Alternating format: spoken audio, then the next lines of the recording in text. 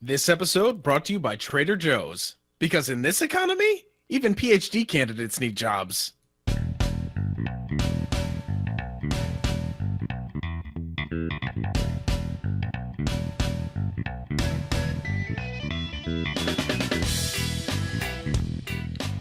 This is Hot Drop, where we bring you premier PUBG analysis and the dog days of drops.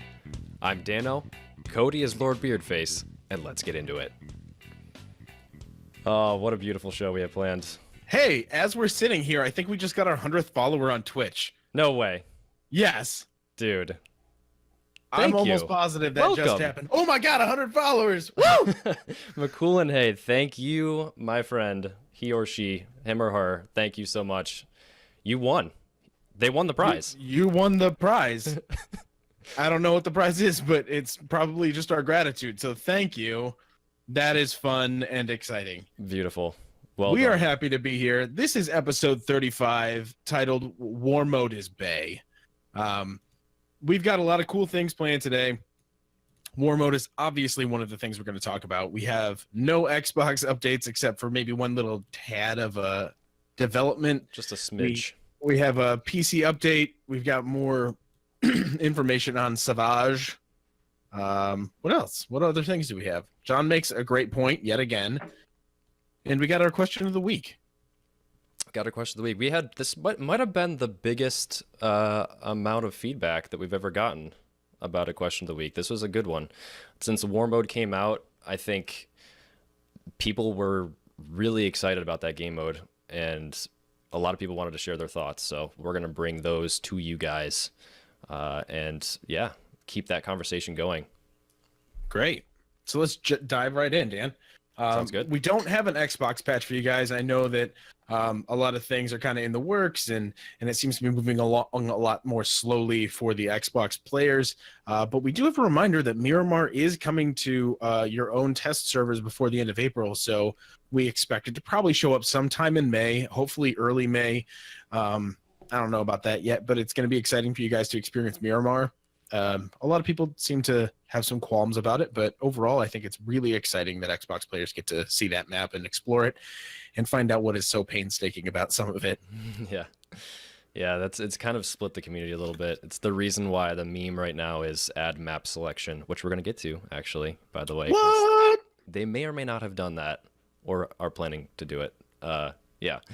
But yeah, so just hold in there, Xbox guys and girls. It's coming. Miramar is coming. You are going to get some sweet updates really soon, but things just take a little bit longer on the Xbox. The patches are a little bit slower.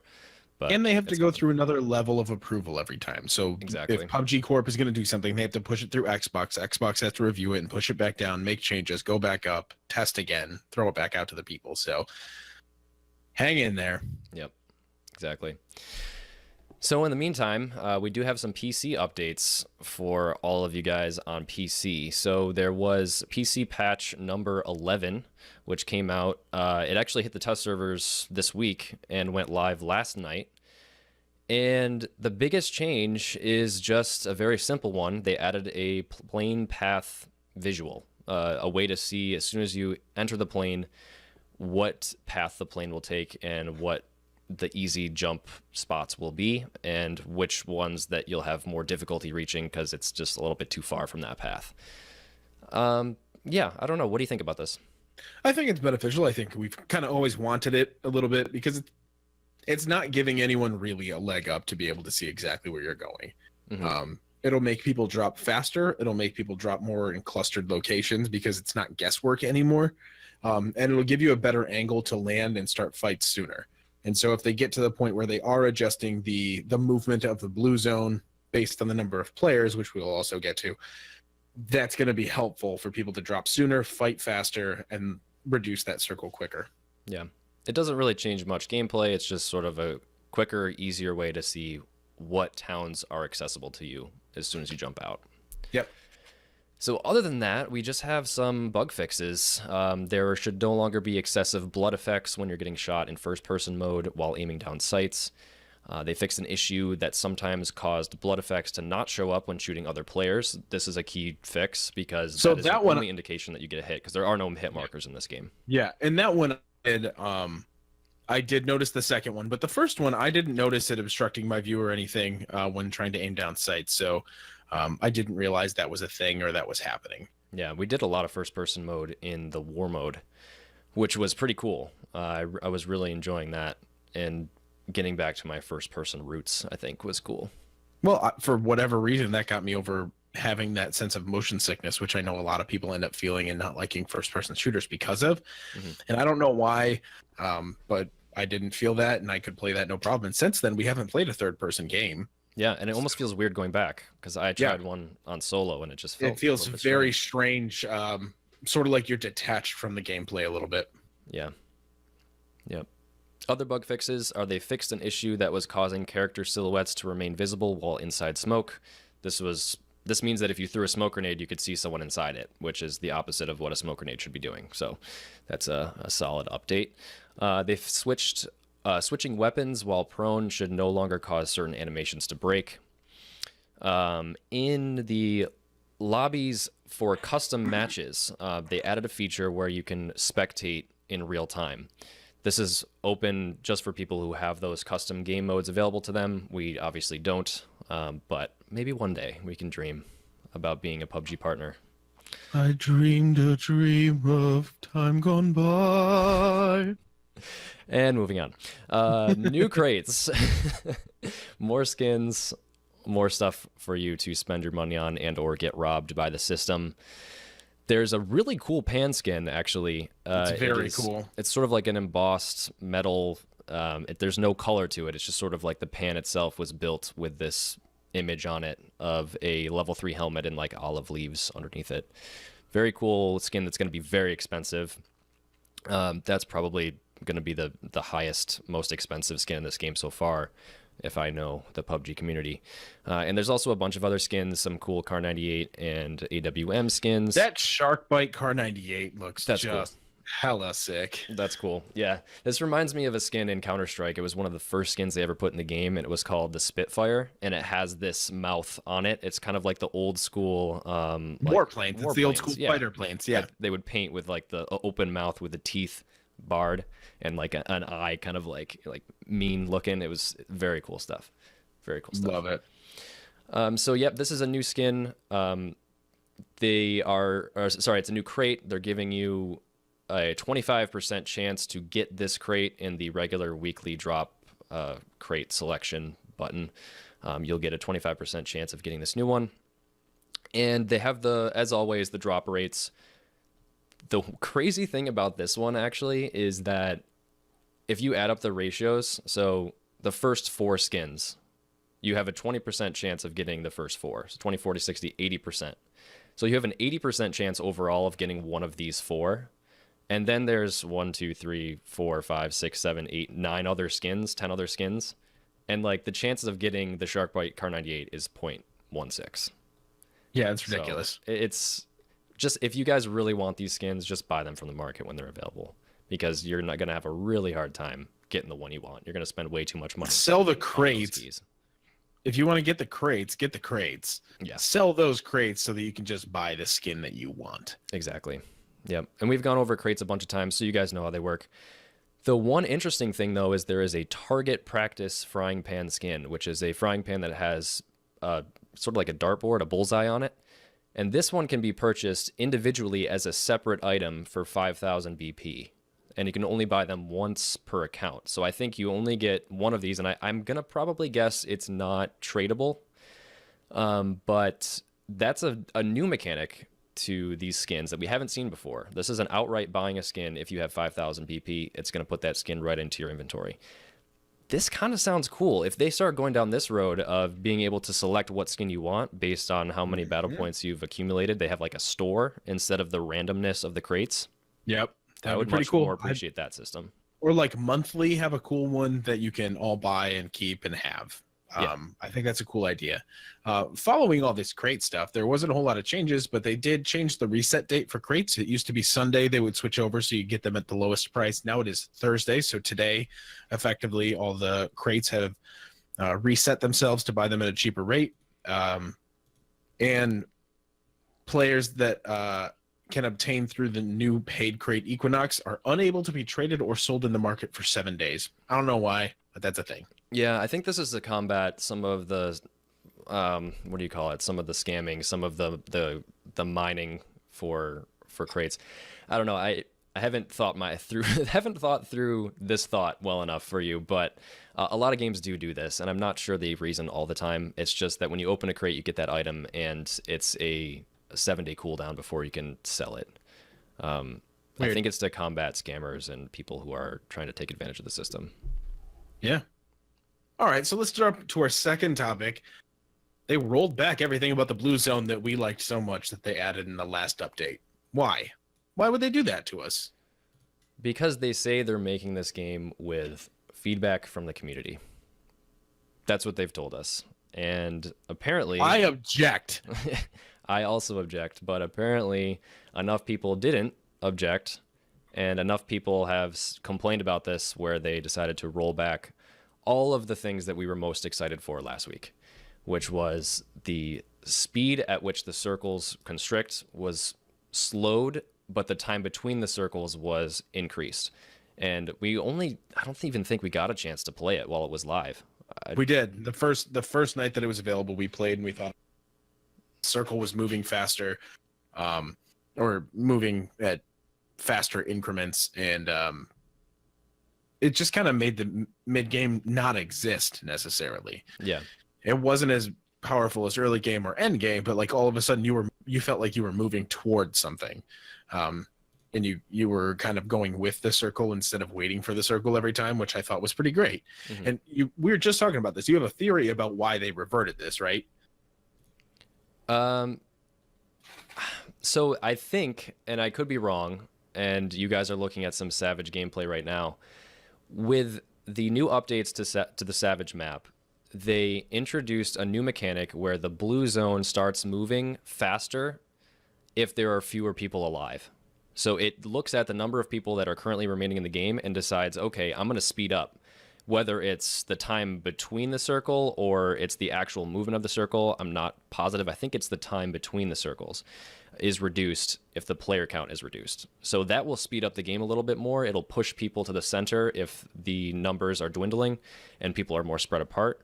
That will help your mid game. That will keep the people moving and keep the action happening. And I think that's the dynamic thing that they were going to introduce in place of this that they took out. And in place of this set guideline of, okay, 60 seconds every time, a minute and a half every time between the next circles. No, it's going to be a dynamic situation where the games will be different. The games will feel faster or slower depending on how many people are still alive. Yeah, that sounds pretty cool. So that's my bold theory. And this is stuff that they're bringing to the Savage map right now, and things that they will probably bring to the full game once they get some more testing done on Savage. I think that Savage is sort of like it's sort of like a playground. So they're updating this test server with map changes, but they're also adding these new features, which we're going to talk about in a little bit. One of them being this new circle mechanic. And I think that that's probably just another round of testing. Just they're going to be pushing this to test servers eventually, but this is like the first very initial round. This is the test of the test server, sort of, where they get this into our hands, they see how it works, and if they like it, they'll push it to test, and then if it's successful, they'll push it to live. So this is cool stuff. I like this quite a bit. So why don't we jump into Savage Round 2 before we cover War, since we're already on that topic? Sure. They jumped into our second round of Savage. I personally think it's a little too short to be testing these things in 48-hour increments. Maybe give it 72 hours and give people enough time to play it if they have work, because I know I missed both rounds of Savage at this point because I work late those nights or I can't stream. So it's difficult for me to get in and hop in and even try it for an hour sometimes. But they made some changes as opposed to last time. I know that they textured some things. They added new buildings. Yeah, they added some completely new areas, actually, like points of interest. So they're really digging deep and adding quite a bit more here. Not just like putting props in rooms or anything like that. Which they really haven't done. Which they still haven't done, right? Like this is like still very much in development, for sure. Yeah, so some of the changes that they did have is that the red zone size and duration have both been decreased on this map, which that's interesting considering the conversation that we had earlier that you guys will have hearing pleasure later. Spoiler alert. So yeah, the size and duration of the red zone have decreased. Okay. But what about the blue zone? So the blue zone at this point, it calculates how many people are there, and it's going to move the game along faster based on smaller numbers of people, which I think is a great thing. I think moving that game along is pretty great. It could reduce it for probably up to 10 minutes if you really think about how hot the first hot drop is going to be and where the plane path is. So that'll be incredibly interesting to watch and see the development of. Yeah. And maybe it'll backfire completely and people won't enjoy the guesswork of how long a match is going to be. Yeah, because it makes it a little bit less consistent. Because I think actually now that I realize it, I didn't notice this at all. And maybe that's a good thing that I didn't notice that the circles were moving faster. Because Savage is so small and you can get to one end of the other really fast. You don't even need a car really to traverse the map. But when I was playing, John, myself, and Zach Bar got in there for a while, and we played a bunch of games, and we had the absolute worst time of our lives. It just felt like everyone was cheating, and we were just off. It was just a horrible night. But I didn't even notice these blue zone changes, and I think that might be because I don't really know the pacing of that map yet, versus if they were to drop these blue zone changes right into Erangel, I would be immediately noticing what effects that would have on the gameplay, because I've sort of got the timings figured out, and I've kind of got, I have X amount of time to get from A to B if I have a car or if I'm on foot or whatever. So I think that this is going to be something that we'll notice more once it hits the maps we're more used to playing. But I honestly didn't even really notice it when I played it in Savage. Interesting. So they also worked on spawn balance, which they tend to do when they're developing new areas and maps and things like that. Grenades now spawn more often, which I think this came from war mode, when people realized how to use grenades a little bit more and in a more effective way than just the good players do. Because you were always spawning in with a grenade, and I would always take grenades off the dead bodies and use them within the war mode. And I think that they did that so that people would use it more and people realized they could. The strongest scope that you can now get is only an 8x. So they took the 15x out of this, which makes sense considering how short they cut that map. Nobody needs a 15x on this map. There's a lot more foliage to worry about anyway, so 15x going over these rolling hills is kind of pointless. Yeah, and I wanted to point that out quickly. When I was playing, I mentioned to Zach and Cody that, hey, Zach and John, sorry, that, hey, like, there's so much leaf cover. Like, there's so much foliage that, like, even an 8x seemed like too much in some spots, because you zoom in and you're just looking at a tree. Like, there's just there's no really long distance fights. At least in the areas that we played in that night. You're looking at the screen now, and there's some more open areas I'm driving through now. But definitely on certain parts of the map, the 8x is just not going to be your friend. You're going to want a 4x or a 2x or even a dot in some spots. Yeah. And so they're being really transparent and open about this development of the Savage map, and I think that's really great. They posted on the Steam community page about like where they got their inspiration from Savage, and they posted pictures of the place that inspired them to build the map the way that they did, and the caves and the hillsides. What was it? Where was the country? I think is it Indonesia or maybe, yeah, I think it was Indonesia. Oh, Thailand. Thailand, yeah. And it's really cool. Check it out. We'll post it up in the description and chat.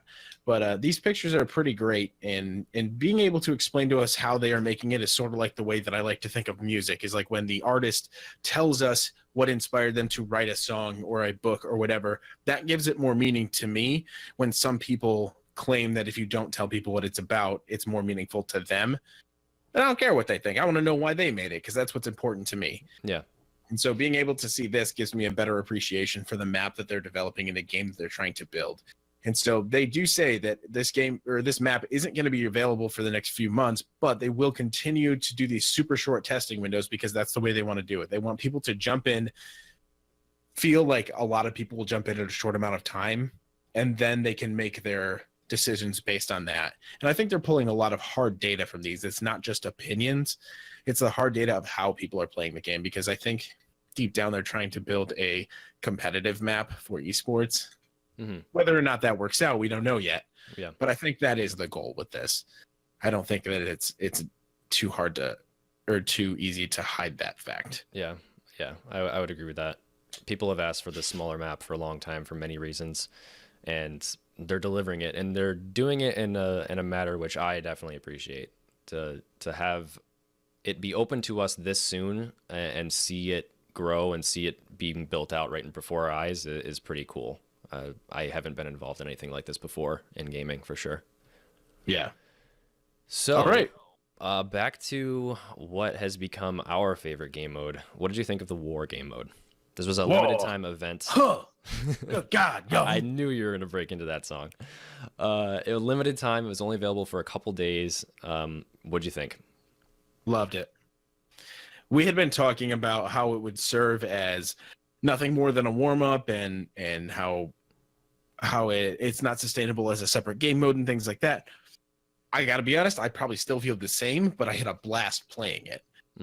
I think that being able to jump in with 10 people that you know and play this game for 20 minutes at a time in different matches was so much fun and chaotic, and it really got my juices flowing, I can tell you that. Like, I was getting really salty about stuff, and I was yelling, Yeah. and it was just You're the fun. meanest I've ever heard you. You were fired up. It was so much fun.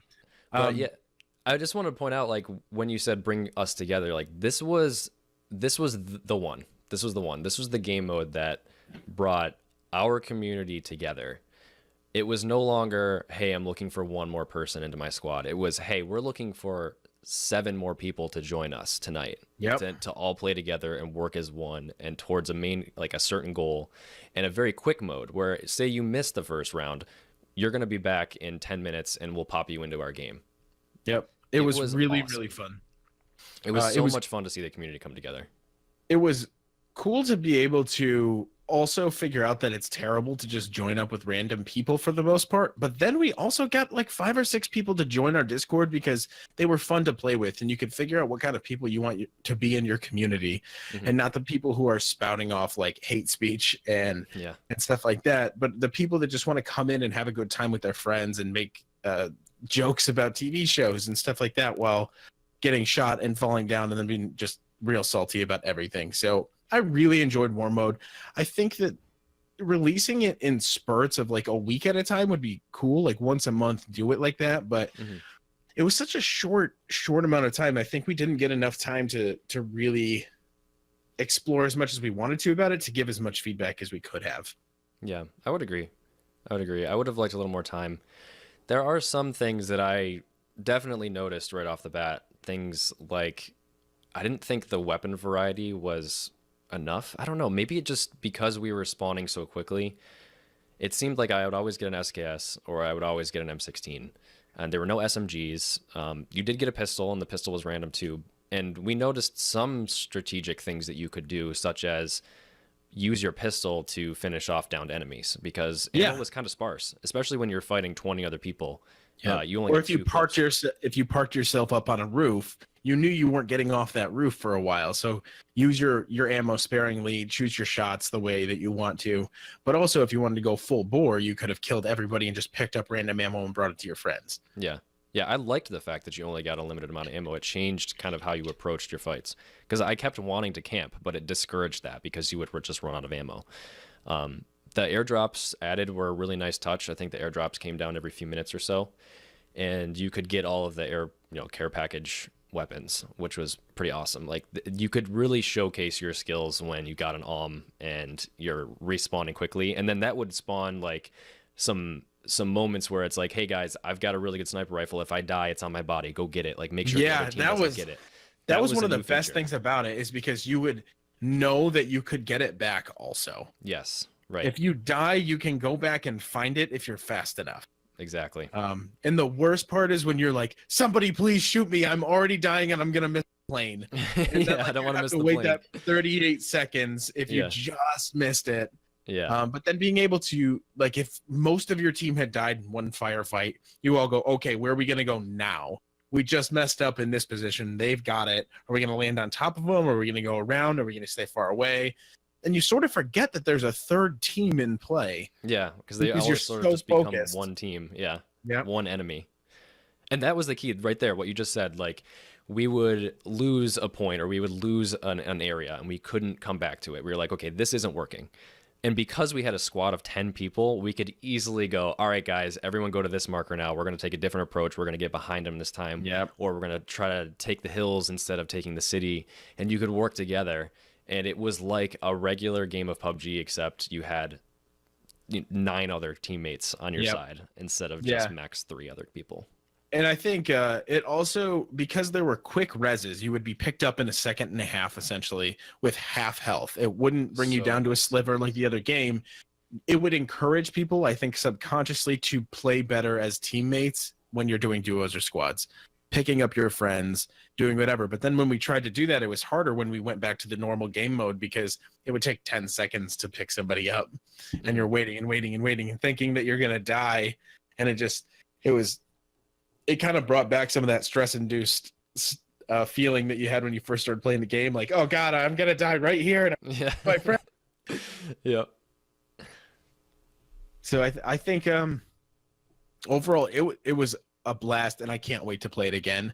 But I do not think that it's going to replace the normal game mode. It just can't. You don't get that shaky feeling when you're in the top 5. You don't worry about your strategy as much because you know you're going to come right back and try it again. Yep. So, and your win criteria isn't based on you surviving to the end. Yeah. While it was wonderful and I loved it, it just doesn't give me the same feeling. Yeah. And so that's what it is for me too. Yeah. So yeah. Thank you, War Mode. But I would like to see other people for a while. But please come back to me, babe. Please come back. Baby, come back. I will say the same thing I said. I had to pause to have you sing that out. I didn't want to miss anything. I will say the same thing I said last time, which is I don't play this game for deathmatch. As much as I loved War Mode and as amazing as it was and as fun as it was, and with it bringing our community tighter together, I still play this game for the adrenaline rush at the end. And you nailed it. Yep. Yeah. All right. So why don't we move on to our question of the week? Because that was, what do you think about War Mode? Yes. And we got a lot of feedback about this one. So much feedback this week. So kicking it off. Sorry, go ahead. I was just going to say, it's hard to sift through everything that we had here because you guys had some legitimate opinions on this. And it was none of it was all the same. Yeah, everyone sort of had a different opinion too, which is cool to see. It wasn't like everyone was taking the same side. Kicking it off with someone who jumped in right away, SPG1972.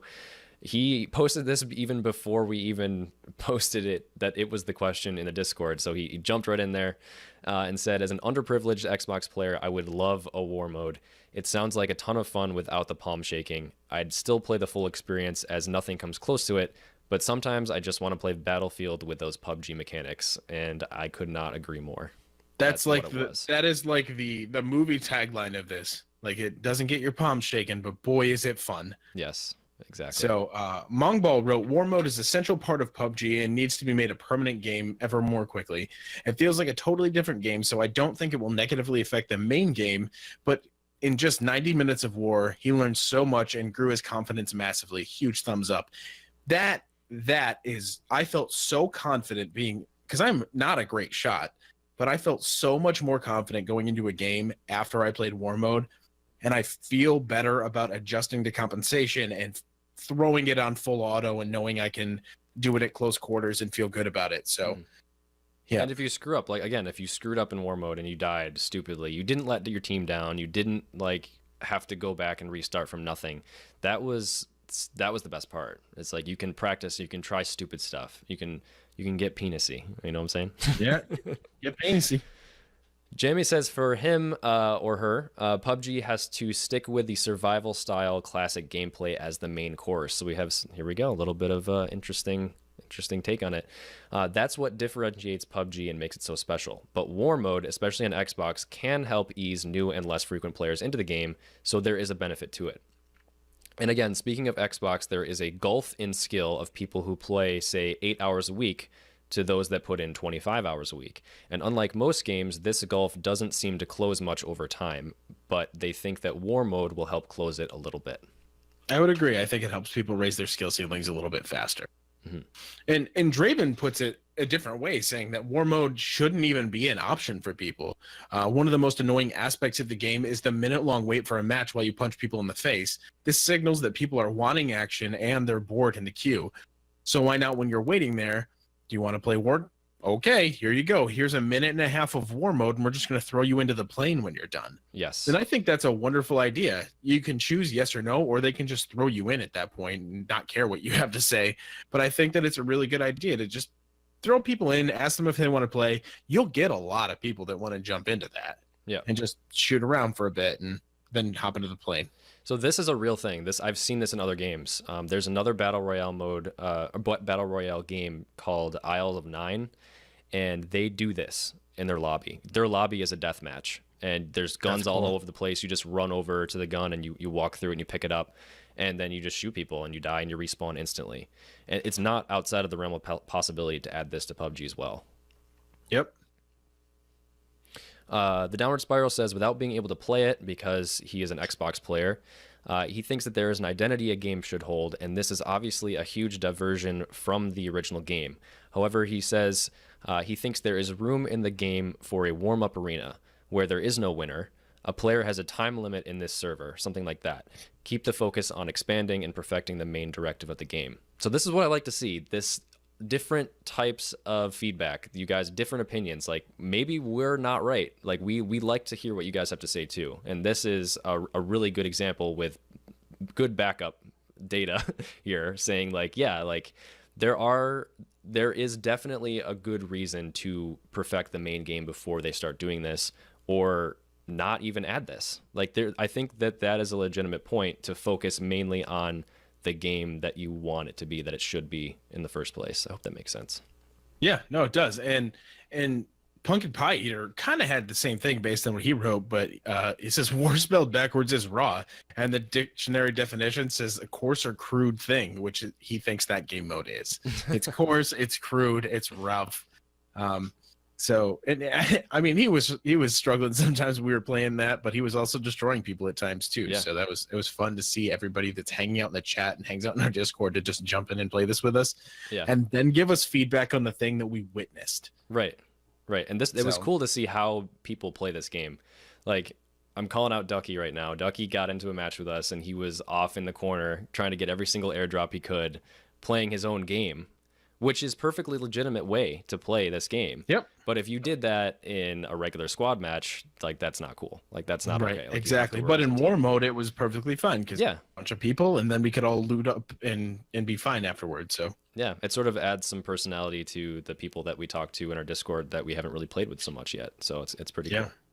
Kyler says that it was the perfect way to be implemented, a simple distraction for the whole main mode, and thought it would be a lot more relaxing in between the main mode.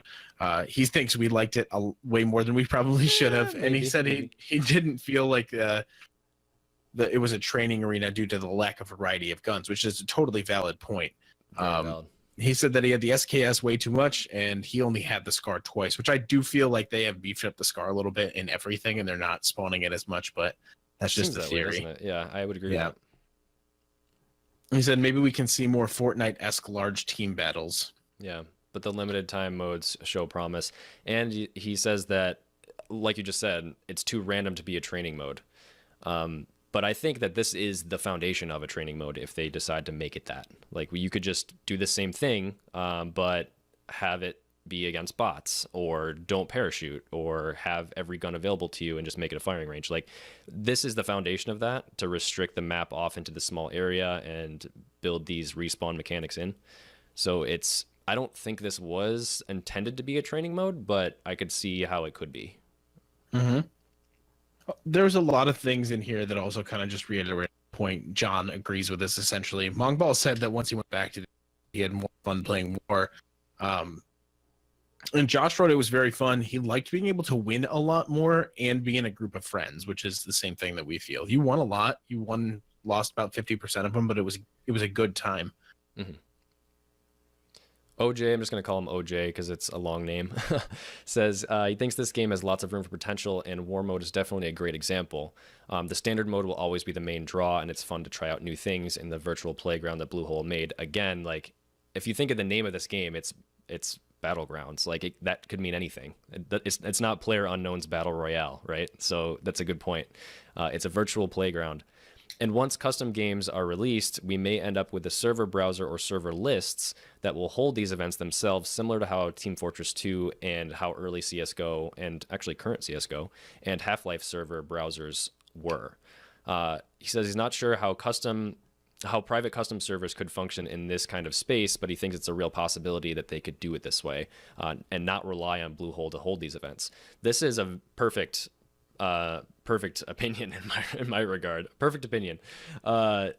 This is how Half-Life and Counter-Strike got under my skin, for real. Like, that's what got me excited about this game. Going to this browser list, seeing all of these different servers you could join, how many players are in each, seeing all of these custom game modes that you can play. It'll just be the title of the server will be like shotguns, pistols only, or like respawns enabled or whatever, like all of these different custom game modes. And they have this, like the custom game modes they have on PC are this, but they're just not enough of them to support the player base because they're limiting them, and you have full. to apply. You have to apply to get the rights to set up a custom game. Yeah. Instead of just making it free to everybody and figuring out what works and what doesn't. Yeah. Yeah. That's what this will be eventually. I really do think that, but right now there's just not enough custom servers out there, and there's too many people trying to get into them. Yep. All right, I feel like that was a lot of feedback. That was a lot of feedback. We appreciate every bit of this feedback, but we got really excited about this page. We are going to move on to our next topic, but we want to pose our next question of the week for next week, which is, do you prefer first person or third person, and why? Again, first or third, and tell us why. And I have to shout out to, I don't know how to pronounce the name, Kawi Ryder. Kawhi? He or she was the one who proposed this question, and I think it's a great question. And I'd like to see what you guys think, because it seems like there is a split between a first and third person in the community, and I'd like to see what you guys think. So, yeah, first or third, and why? You know what we missed, Dan, because we didn't put it at the top? Mobile updates. Mobile updates. Shout out to our mobile people. There are literally dozen, not even. There's literally 3 of you that are mobile only. But yeah, we want to keep everyone satisfied. When you can't get that chicken dinner, we're supplying all of the meat and potatoes for you in the form of patch notes. Cody, what do we have? They introduced an arcade mode, a new mode with 28 players and one of the 6 following variations: shotguns, sniper rifles, all weapons, melee only, pistols, and item heaven, which is pretty cool. I'd love to hear what that means.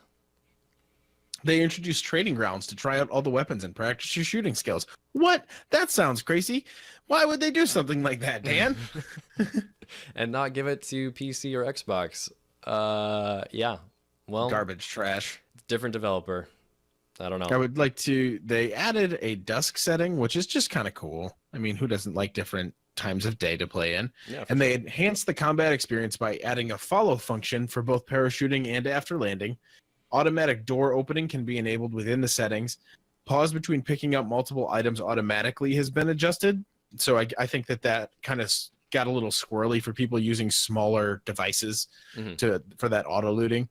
Yep. Goes hand in hand with the auto looting for sure. Automatic door opening. Why not? You know? Yep. Makes sense. 4x and 8x scope performance has been resolved because that was causing a little bit of issue. They added a performance chart to the results screen, which is incredibly helpful because that was one of the most enticing things about it, is that the possibility of what they could show you, because mobile games tend to give you more of like a visual allure to keep you coming back and doing stuff. And I think that would encourage you to play more. They adjusted sound effects and some voice chat issues that they were having.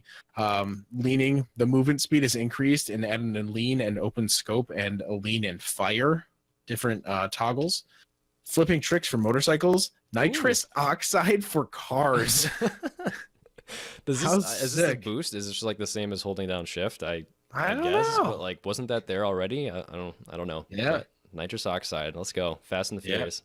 They're incorporating 3D touch firing options for iOS devices, which will be very cool considering that people with iOS devices use 3D touch quite often. Right. And so there is a lot of stuff going on here, and I really hope they keep updating this stuff because it's really exciting to see them kind of just adjust this game to fit the mobile mindset. Mm-hmm. In the things that really kind of appeal to making mobile games really attractive. Yeah, that's the most interesting for me too. It's like the auto looting, the doors opening automatically, flipping tricks for motorcycles. I mean, we kind of have that. You just hold spacebar to do a backflip. Yeah, the training grounds, the results, like you mentioned already, all of these things. Like it's kind of just a study in like how to turn a PC game into a mobile game and do it the right way. I think that there are certain things, like you say, that appeal to mobile games that don't appeal to Xbox or PC players. And it's kind of cool to see, like, it's immediately noticeable what they are because we know what this game is and how what they're changing it into to be a good experience on mobile. For shizzle. Faux shizzle. So, one of my favorite segments, Weapon Spotlight. We've done the M4, we've done the AK, we've done the Car 98, but we haven't done a pistol. So today is a Weapon Spotlight on the P92, which is the 9mm pistol. Let's give a quick overview of that and dive right in. So it is a 9mm semi-auto, no fire selector, only shoots in semi-auto. It holds 15 rounds and takes a barrel, mag, and sight attachment. It only takes a red dot on the sight attachment, and it only takes a silencer or suppressor on the barrel.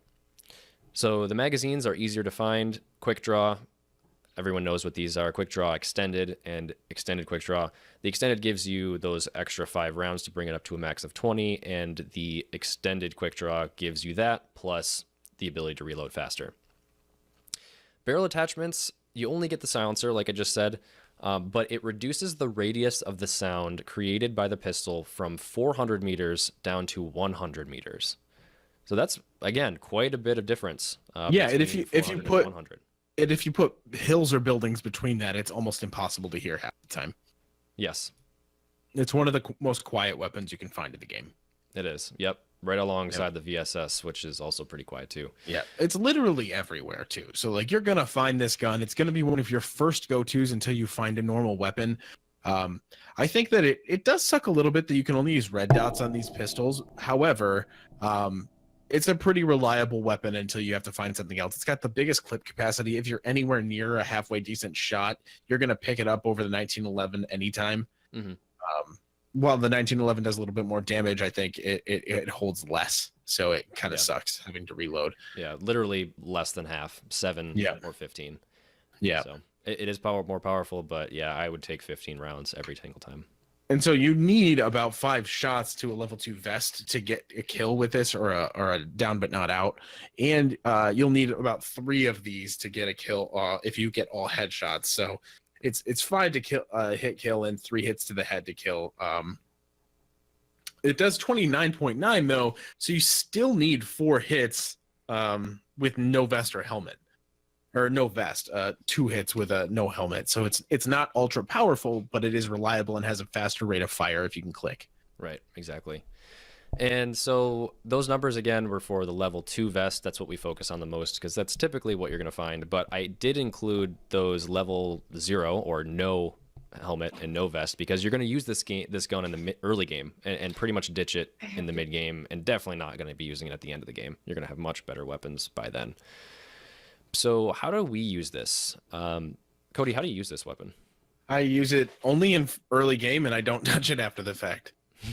Good answer. I literally don't. I don't ever. Sometimes I drop it.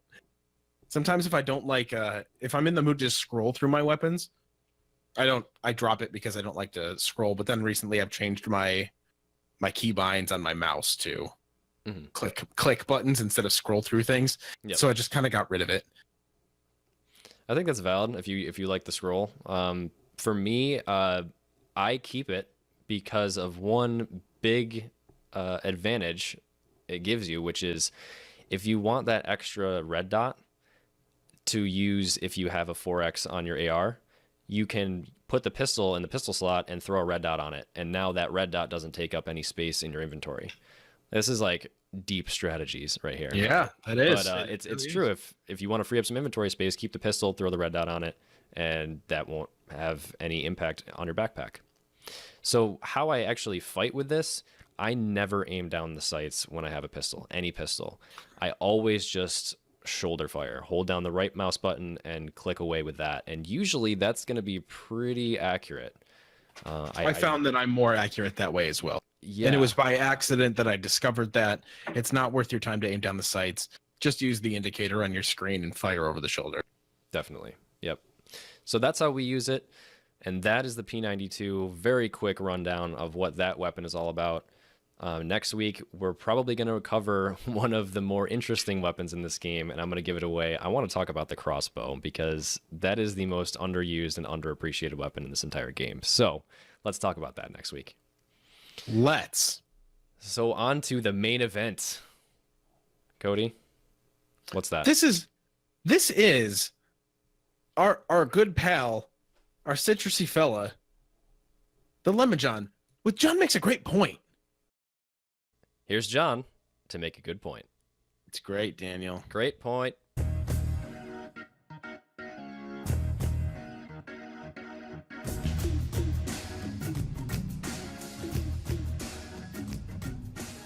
Thanks, guys.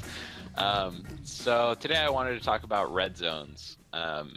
This has been kind of in the news recently in regards to the creator defending them, so I wanted to just go over it real quick with you two.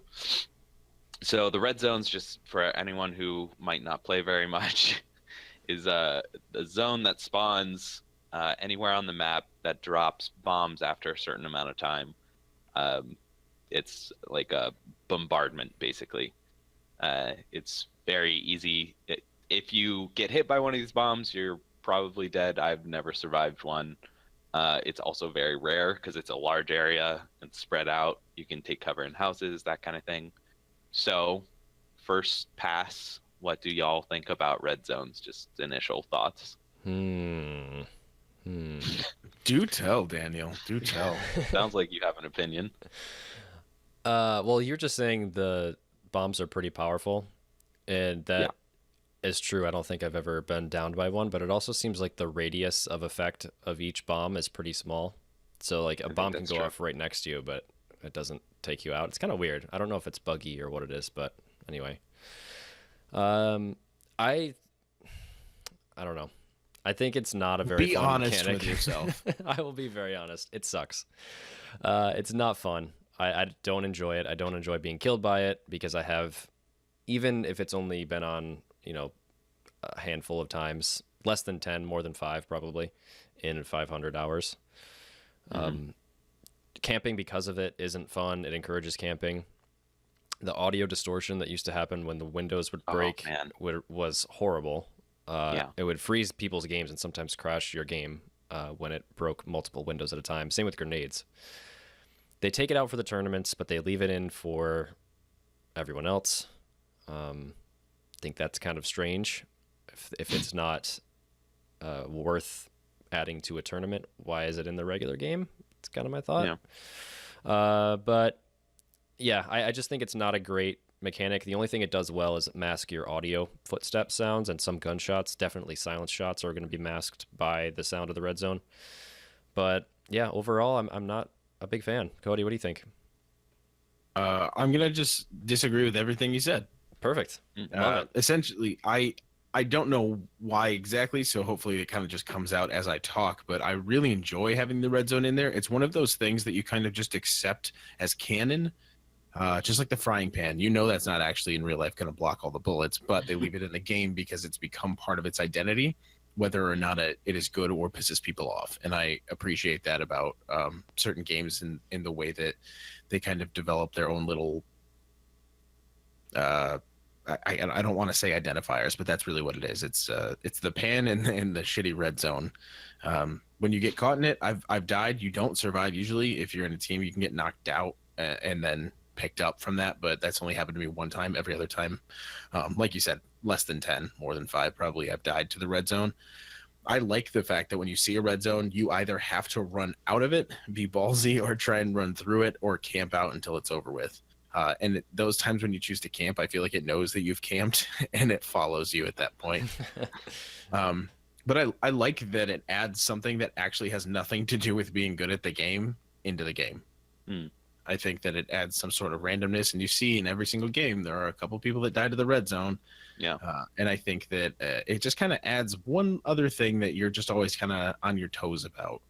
You get pissed off every single time you see it, and you hope that you don't get hit, because a lot of times we just choose to run through it. Yeah, so when you see it spawn over your head, like, what do you think? Is it like, oh, here we go again? Or is it like, oh, cool, a red zone. I have to play this a little bit more strategically? Because I'm trying to feel out, like, what about it? Objection, you're leading the witness. Does it make for a fun gameplay mechanic? That's my argument. And to me, it doesn't. So I wanted to see what you thought. I guess like you kind to of think, just said it, but I like to go elaboration. Run. I like the thought of that. What it's like the audio meme. Run, and then yeah, and then you run. I think it's a fun mechanic. It kind of puts everyone into scramble mode, and I enjoy that about it. So I'm kind of in between. Like, I actually don't think it impacts the game very much. I think I've been killed by it 3 or 4 times, including down but not outs. Like, it doesn't happen very often, and it doesn't tend to impact my decision making or gameplay. I'll take that back. I think it was 5 times I've actually been knocked out. Because there was one time where I was like, I'm not going to get hit by this red zone. You guys are all a bunch of wimps for hiding. And then I immediately got bombed, and it was great. But I don't think it changes my gameplay a lot. It definitely is better now after the update where they changed the sounds. Not just the glitchiness, but it's actually super intimidating, especially when it first happened. It was just freaking scary to be in the middle of the red zone. They even dialed that back a bit. They did, which is good, because like it was really intense. Deafening. Yeah, it was pretty insane. But I enjoy that kind of atmosphere of it. I don't think the randomness really impacts much. I'm fine with it being taken out. I'm fine with it being left in. So I'm kind of like at a neutral position. Like, I don't think it really changes that much. The times when it would suck would be late game, but those get removed anyway. So I don't think there's really that big of an issue with it. I don't think there should be this mass outcry to remove it, and I don't think there should be like a mass defense for it. So now there's a whole lot of hubbub when it comes to the red zone, right? Just today, even yesterday, maybe? I don't know when it happened, but I know like people complain about it a lot. So Brendan Green, Player Unknown, actually like interviewed or tweeted or something. He said that he really likes it and he was defending it very hard, and he wants to keep it in. And one big thing that he said, as Dano pointed out to me earlier, is he kept saying it looks really cool, which isn't the best reason to keep something in a game like this. Then again, when your name is the title of the game, you can kind of do what you want. You can say, screw all you people, I'm keeping the red zone. You have a little bit of creative liberties as the creative director. So the things, one thing that he says is it's there for a very specific reason, which is providing audio cover. Even when it's a little bit in the distance, it provides enough cover to run a little bit. And that includes shots when it's like close to you, which I think is pretty good. That's the way to sell that. Yeah, I like that aspect of it. That's one of the reasons why we like the rain weather, right, Dano? Is because it gives you a chance to kind of approach in a different way. I don't think it happens enough for it really to be useful in that way, but I like that as like a good thing to keep in mind. If you're attacking near someone during the red zone, you might be able to infiltrate a building or something way easier because they can't hear because of all the explosions. Yeah, and that might be, bringing us back to last week's segment, a good opportunity for you to get aggressive. Yeah. To just use the sound to your advantage. And because people, especially newer players to this game, who might think the red zone is a lot more damaging or scary than it really is, might just camp out, and you can use that to your advantage for sure. There are some plus sides to this. And I feel like I don't use that enough to my advantage. I think it's usually when we're in a firefight and and you know you have to kind of flank around somebody or just get out of there, that's the only time that I use it. But now that you say it, we should be using that more often. Running around, even starting fights when you hear the red zone closer than it is. Right. You don't Well, have to be in it to use it. Yeah, I think on the bigger maps it just doesn't happen that often, and it might happen more in Savage, although I think they decreased the number of red zones because it's such a small map that it just kind of blankets everything. But yeah, I I don't think it happens enough for it to affect the game. As I said, they do take it out for esports, as Dana was saying earlier, for like competitive tournaments or whatever. I get it because it's RNG, like randomness in the game, and you want to remove that as much as possible. I still don't like, if you really want to be safe against it, you can be safe. You can take cover in a shed or a house and just sit there quietly. You can run through it, and most of the time you'll end up totally fine. I would say upwards of 85%, even 90%, you make it through just fine. I mean, based on our numbers, we've gone through it so many Yeah. times and Yeah. we don't die. Like it's the spread is big enough that you probably won't get hit. So I don't think there's like much danger to it. So I just kind of play the game like the same. The only thing is like if I'm actively waiting in a car, that's usually when I don't want to be doing that in a red Yep. zone. Yep. But Yeah. So going back, So- I just want to touch on yeah. esports just a little more because it's interesting to me how it's taken out for major tournaments in a game that is built upon the aspect of RNG. It's completely random whether you get the gun that you want or you don't. It's completely Right. random whether you get the car or you don't. It's completely random where the plane path is. It's completely random where the circles are. So everything about this game is random, but they're removing this element. Why is my question, because it's another random element that you have to work with and play around. Yeah. It just seems odd to me that they would want to remove it for the highest level of gameplay. So what I would think with that statement is you make a point that John should be making, because this is John's segment. It's a great point. However, I think that when it comes to esports, that is when they are trying to set up the arena to appeal to the pro gamers, and they're not going to want the red zone in there because that is not a dictation of skill. Yeah. When even though the loot is random and you might not get the gun you want, they're going to have a better chance of still getting what they want as good gamers than they are about running through a red zone and potentially getting a bomb just dropped on them. yes. So being able to say the other things we can work on finding loot better. This we have no chance of adjusting our gameplay to something just random. That's true. When I think with us, not pro gamers, that is an element of the game that we go, oh, okay, they are telling us what we have to do. We have to adjust our game when they're gonna say to Brendan Green, no way am I playing your sport unless you take out that red zone, because that's stupid. Yeah, and that's the mark of a good player, being able to take your situation and make something of it. If you're given an ump and you don't find an AR, if you're a pro player, you can probably work your way around that and still come up on top. And that's the key, I think. Yeah, no, that's exactly what I was going to say in response to that, was just you can kind of manipulate your luck with loot and that kind of thing and the drops, and position yourself well for the safe zone. But the randomness of the red zone is truly random, that you can't predict. So because of that, I think it makes sense that they take it out of the esports and leave in the other just rest of the game. Like, I don't think this should be much of a competitive game or anything like that. I think it's super fun to play with friends, but I don't know if I buy into the esport of it. Agreed. Definitely not yet. I'm not I don't totally know about convinced ever.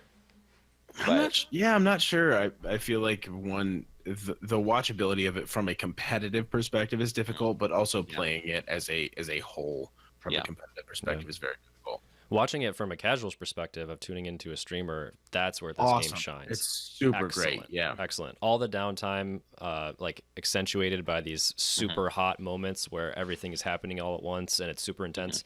That makes for a great show. But yeah, does it make for a great pro experience? I don't know.